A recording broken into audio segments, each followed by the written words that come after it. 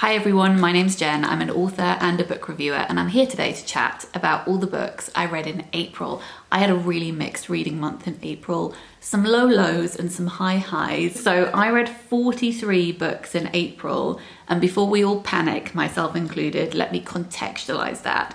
Out of those 43 books, 10 of them were Strangers Press chapbooks, so those are quite short.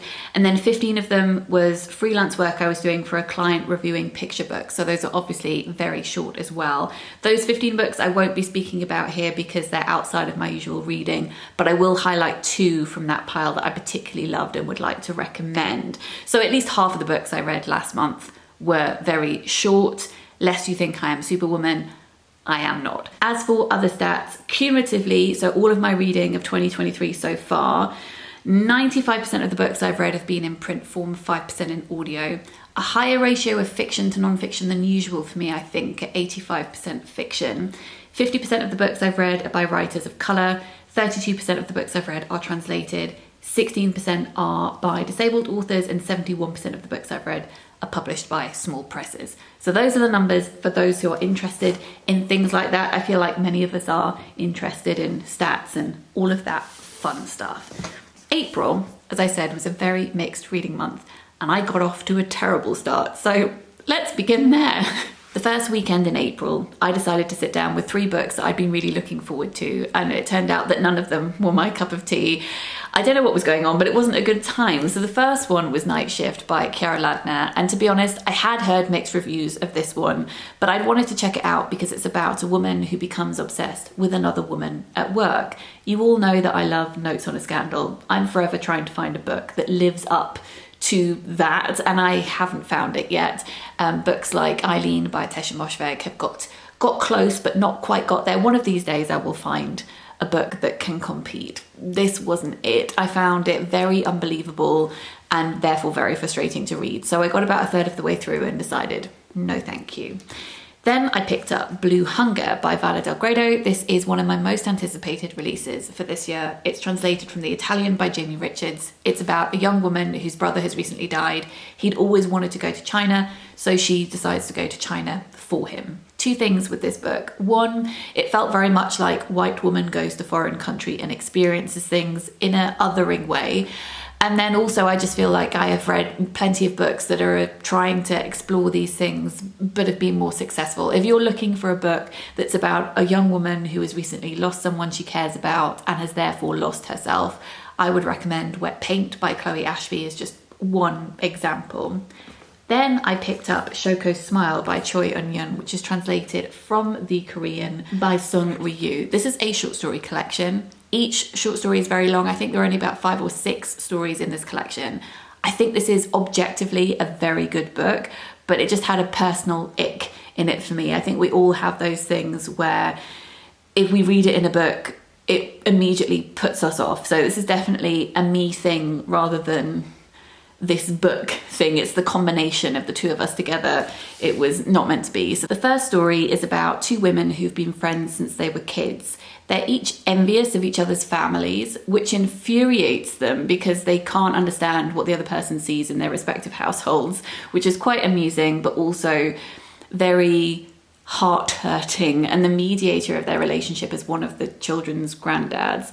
I thought it was very moving and covered a lot of ground for a short story in a way that didn't feel as though it was racing through the characters' lives. It gave you enough time to sit and be with them whilst also zooming out and allowing you to see the bigger picture. The second story, again, was very affecting. It's about 2 families, and the weight of their respective countries' histories means that they find it quite difficult to communicate in a meaningful way and find it hard to pass on the knowledge of their countries to the younger generations because they're worried that the kids won't be friends with each other if they learn about their past. So I thought that was also really wonderful. The third story had the personal ick in it for me. It's about a woman and a man who meet each other when they're away from home. The man tells the woman that at home he has a disabled sister who he helps look after, and then the woman dreams about how if she gets closer to this man, she's probably going to have to move home with him and then help take care of his disabled sister. And she doesn't particularly want to do that. And she starts dreaming about changing his sister's nappy, changing the nappy of a disabled adult woman. And whilst I think this is a real fear this character had and is a fear that many people might have, it felt as though disability was being inserted as this shock factor. It felt a bit exploitative because it didn't go into it in any depth at all. And that just unsettled me in a way that I'm not sure was intended. And I haven't gone back to this book since then, and some of you may find that ridiculous. But books are such a personal thing, and as I said, this is just a personal ick for me, so I'm not sure I'll go back to it. I did enjoy the first 2 stories in the collection though. Then I read 10 of these. These are pamphlets by Strangers Press. Strangers Press is a small press based in Norwich, and they publish work in translation. They're all in chapbook format, so each book is about 50-60 pages long, and it means that you can really get a good sample of a writer's work, decide whether or not you want to read them in long form, track down novels they've written. I love what they do. Everything is beautifully packaged too, which obviously doesn't hurt. I'd read quite a few of their chapbooks before, and I set myself a goal to read all of their Japanese and Korean translated works. There are 16 of those in total. I'd already read 6 of them, so I did a week-long reading vlog where I read the 10 that I hadn't got to yet, and I reviewed all of those in that video. So we'll link that video in the description box down below. I won't go into them here because obviously that's quite a lot to be getting on with, but I will highlight 2 that were my favourites from that pile. Those were Time Differences by Yoko Tawada, which is translated from the Japanese by Jeffrey Angles. This chapbook is about 3 queer men who live in different cities around the world, one in Berlin, one in New York, and one in Tokyo. Each of these men feels a connection with another man in this triangle, but none of these feelings are reciprocated. So the first man is thinking about the second man, who's thinking about the third man, who's thinking about the first man, with each man looking forward at the next person, never truly communicating with each other. It means that their feelings get lost in this void, this timelessness, which reflects jet lag and the time differences that they live in. It's like they're all living in this non-space, and I thought all of the imagery came together beautifully. The other one that I loved was Kong's Garden by Hwang Jung-young, which is translated from the Korean by Jung Sung-hee. This chapbook contains 2 stories set in a bookshop, and who doesn't love a story set in a bookshop? It's about a narrator, a young woman who's got a job working at this store, 1 to earn money, but 2 also because she wants to escape from her complicated family life. But she can't escape from complicated families because when she's working at the store one day, a customer, a young girl, goes missing. There's a police investigation, and then that girl's mother keeps coming into the store and shouting at our narrator saying, "Do you remember when she came in here last?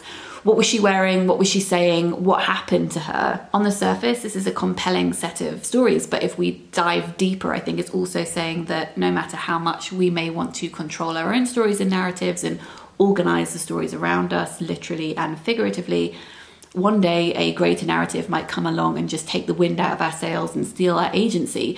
And that's not just reflected in this woman who's lost her daughter, but also in the governmental dystopic whisperings that are going on in the background.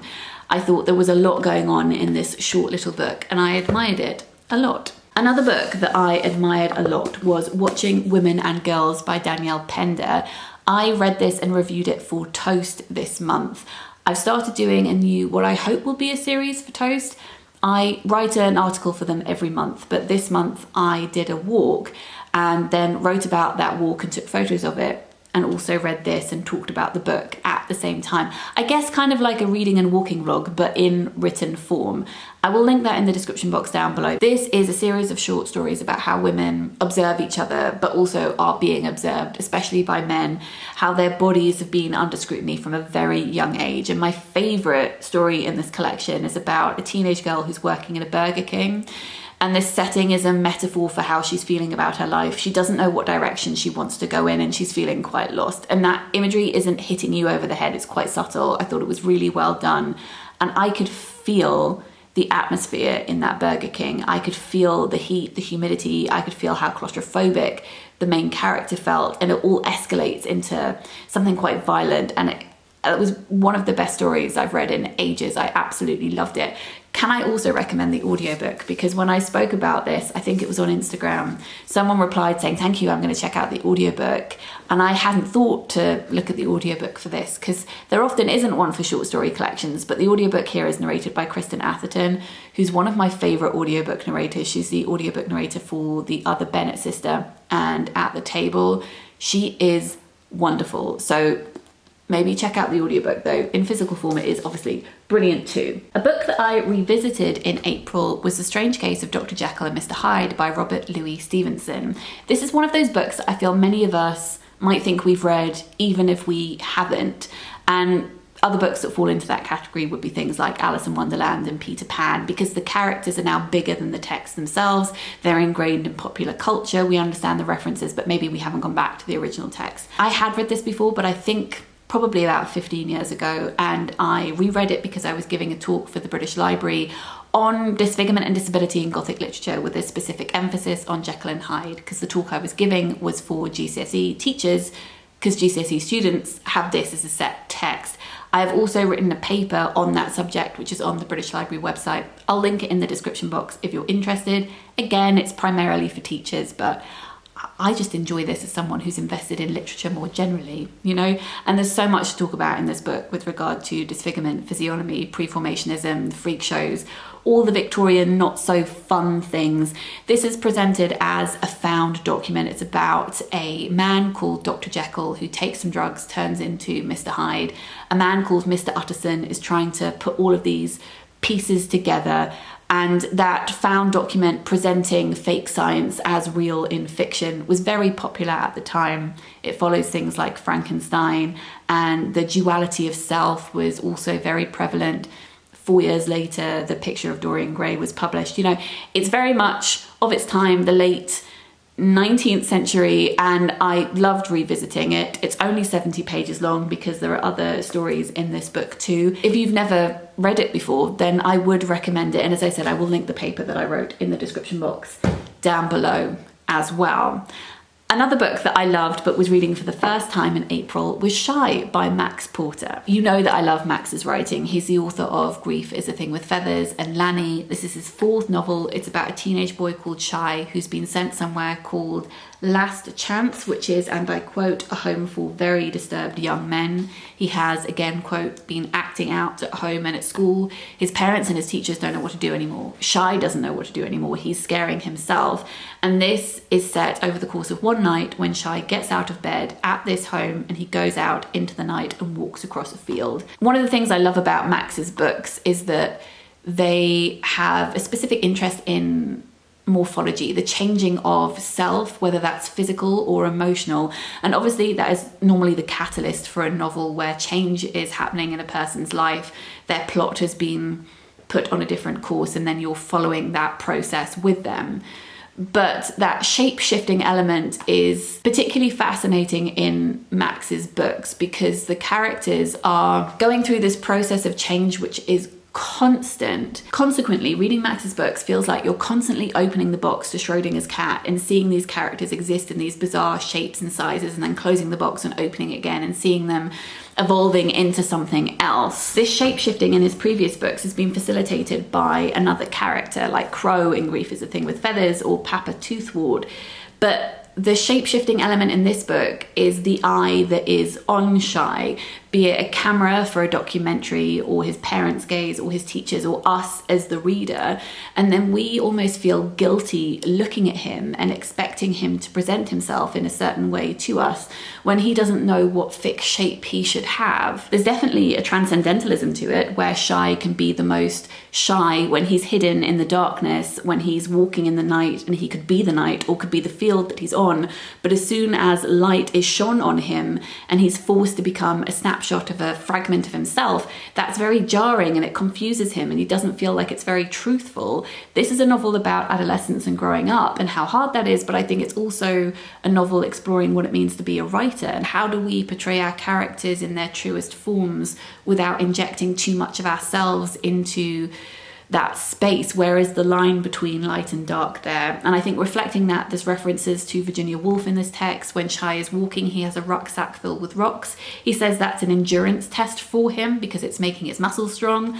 But as soon as he steps into water, we get an entirely different image there. The text is full of internal rhyme and great rhythm, and the voice is just so strong, as is the case with his other books. And I'm going to stop fangirling. You should read it. It's very good. Next. Something very different. I read a picture book. I read Youre So Amazing by James and Lucy Catchpole, and it's illustrated by Karen George. You may remember me talking about their first book, which was called What Happened to You, which came out a couple of years ago, which is about Joe, who happens to have one leg. What happened to you is Joe in the playground, and he just wants to play, but everyone wants to ask what happened to his leg, and he finds that very, very boring. In this book, a similar thing is going on, but a very important distinction. This time, people are telling Joe that he's amazing just for, you know, existing as a disabled person. Even when he scratches his bum, people think that he's amazing. It's just a very boring thing to hear when you're a kid, and as an adult, very patronizing, feeds into how disabled people are infantilized a lot. So this is wonderful. Recommend it for the children in your life, maybe some of the adults too. And there is a bit at the back where Lucy and James are talking about this in more detail for the adults who are reading the story to their kids. I mentioned that I had read 15 books as part of freelance work that I was doing, and I'm not going to talk about those in here, but I am going to highlight two of my favourites from that pile of books. Both of these have fantastic disability representation. The first one is Toad Attack by Patrice Laurence, and this is illustrated by Becca Moore. This is a book that's published by Barrington Stoke, who publish dyslexia-friendly novels, which is great. This is a ridiculous book. I laughed quite a lot, wished I'd been able to read it as a kid. It's about a boy called Leo. This is Leo, and one day he sees a flying toad, and then it just turns out that there are loads of flying toads. But maybe this will help his family relaunch their umbrella business to protect people from the toads that are dropping from the sky. There's also a very competitive gardening competition going on at school, which may or may not be linked. Leo's best friend, Rosa, helps him out. She happens to be deaf. There's also same-sex parent representation in here too. A lot of good fun. I would recommend it for 9, 10, 11-year-olds. Great. The second one I wanted to give a shout out to is A Superpower Like Mine by Dr. Ranj, illustrated by Liam Darcy. This is for kids 3 to 6. Age is just a number though, so you know, anyone who wants to read this. It's about a girl called Femi, and she's thinking about her friends and her family members and what their best qualities, i.e. what their superpowers are. That might be being kind, it might be making people laugh. And this has a lot of disability representation in here, but none of those superpowers are linked to disability or fall into inspiration tropes, you know, none of that. We love to see it. It's great. Recommend. In March, I filmed a Women's Prize longlist reading vlog where I talked about the 16 titles, read most of them. There was one idea left and a couple I hadn't finished, and I said I would come back to those if they happened to be on the shortlist. And then the shortlist was announced and they were on it, so I've now revisited those books. And I'm not going to talk about them in detail here because, to be honest, my feelings haven't changed much since that video. But briefly, there was Jacqueline Crook's book Fire Rush, which I listened to on audio, would very much recommend on audio. It has a musicality to it, which means it's brilliant in this form. I really enjoyed it. It didn't end up being one of my favorites. In fact, all of my favorites from the long list didn't make the shortlist, which hurts my heart a little bit, but you know, we can't always feel the same things about books, and you know, that's fine. So the other books that I hadn't finished, there was Demon Copperhead by Barbara Kingsolver. This one, I think on a sentence by sentence level, the writing is brilliant. I didn't feel as though it really sustained itself over this many pages. I would recommend it for fans of A Little Life. It's very different, but I did think that epic tragedy is mirrored there, and I think if you enjoyed A Little Life, you would really love this. You don't have to have read Dickens to enjoy this one, but I think if you have, you can see really interesting parallels. And then the one that really wasn't for me was Pod by Lalaine Paul, which is a shame. I think it's saying a lot of really important things about climate crisis and about displacement, but I couldn't suspend my disbelief reading it, unfortunately. So not one for me, but again, adored by many other people. So if the premise of that book takes your fancy, then please do check it out. I have written an article for Toast this month reviewing the 6 shortlisted books, and we'll be giving away, or rather Toast will be giving away, a set of those novels with that article. So if you would like to win all of this year's shortlisted books, keep an eye out for that when it goes live. I've also read Broken Places and Outer Spaces, Finding Creativity in the Unexpected by Nnedi Okorafor. This is her writing about when she had an operation at the age of 19 for her scoliosis, and her doctors said that there was a 1% chance that this could cause paralysis, and unfortunately she fell into that 1%. And after that, she had a lot of physiotherapy, and she is now no longer paralyzed. But this is documenting that in-between space, that time when she didn't know what was going to happen, and how this all encouraged her to fall in love with science fiction and the integration of technology and the body. And I really enjoyed all her talk around that. Finally, we've reached the end. Last week, I read all but 2 of the Jillik Prize longlisted books. They are here. I filmed a whole vlog about them, so I'll link that video in the description box down below. That's the last vlog that you will have seen, so I'm not going to talk about these books in any detail here because I talked about them so recently. But my favourites from the long list, we had Hiding to Nothing by Anita Patti, which is a poetry collection exploring IVF. When We Were Birds by Ayanna Lloyd Banwo is a book I'm carrying into May because I haven't finished reading it yet, but I'm very much enjoying it. I listened to the audiobook of The Secret Diaries of Charles Ignatius Sancho by Patterson Joseph, which is a wonderful historical fiction novel. Fell in love with that one. None of the Above by Travis Alabanza is a non-fiction book about being non-binary and about gender and observation. And Takeaway by Angela Hui is what it's like to grow up in Wales when your parents are running the only Chinese takeaway in town. Those were my favourites from the long list, but I read lots of other ones and enjoyed them very much. All of my thoughts are in last week's vlog, which I'll link in the description box down below. We have reached the end of this wrap up. If you are still here, thank you very much. I would love to know what you have been reading recently. Leave a comment down below. Let me know if any of these books are books you might want to check out too. If you enjoyed this video and you're new to my channel and you would like to subscribe, that would be very nice. And if you like my content and would like to consider supporting me on Patreon, that would be very kind. Support on Patreon allows me to keep creating free content for everybody on here, and also funds my time making everything accessible by creating captions and all of that good stuff. Patreon linked in the description box down below too. I hope you're all having a good Sunday or whatever day of the week you happen to be watching this on. I'm sending lots of love and I'll see you next week. Bye.